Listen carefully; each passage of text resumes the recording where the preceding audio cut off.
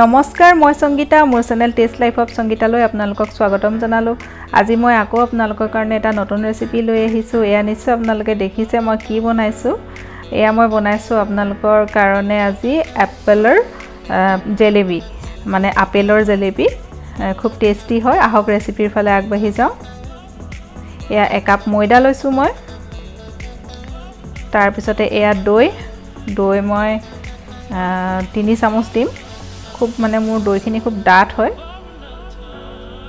3 চামুচ এনেকে দৰে দিব আপোনালোকে খুব লাহে লাহে মিক্স কৰিব লাগিব এতিয়া এয়া মই পানী লৈছো হে একেটা কাপেৰে পানীবোৰ অলপ অলপকৈ মিক্স কৰি যাম যাতে গোটা গোটা নাথাকে খুব সাৱধানেৰে লাহে লাহে মিক্স কৰি গৈ থাকিম আসলতে আজি বিজয়া দশমী আছিল মই হে কাৰণে আপেলৰ জেলেপি বনাইছিলো মোৰ ছোৱালীগিজনীও খুব ভাল পালে হেইভাবে ভাবিলো ৰেচিপিটো আপোনালোকৰ লগত শেয়াৰ কৰো নিশ্চয় আপোনালোকে ভাল পাব ইয়া দেখিছেনে কিনেদৰে মই ইয়াৰ কনসিস্টেন্সিটো ৰাখিছো ঠিক এনেদৰে ৰাখিব আপোনালোকে এতিয়া এইখিনি অলপ দেৰি কাৰণে ৰাখি থব আনফালে মই এখন কেৰাহীত এটা কাপেৰে ইয়া চেনি দিছো একাপ আৰু হে কেটা কাপেৰে মই এক কাপ পানী দিছো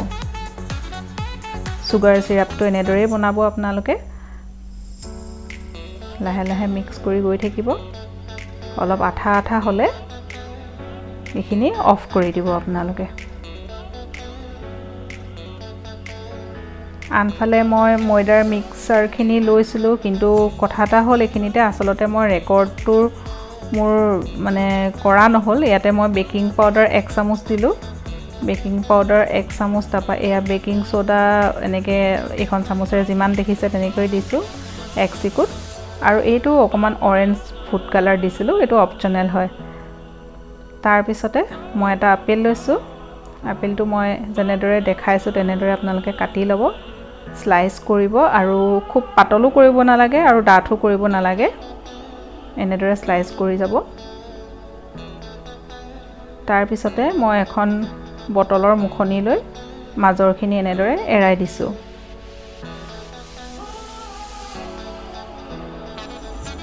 আটাইকেইটা এনেদৰে এৰাই দিব আপোনালোকে বটলৰ মুখনি ললে খুব সহজতে ধুনীয়াকৈ এৰাব পাৰি এতিয়া দেখিছেনে ইয়াত মই কেনেদৰে লেটিয়াই লৈছো এনেকে আপেলৰ পিচটো তাত ময়দাৰ ঘোলটোত লেটিয়াই এনেদৰে ফ্ৰাই কৰিব আৰু জুই একদম মধ্যমীয়াকে ৰাখিব খুব গৰমো নহয় খুব ঠাণ্ডাও নহয় মাজতে ৰাখিব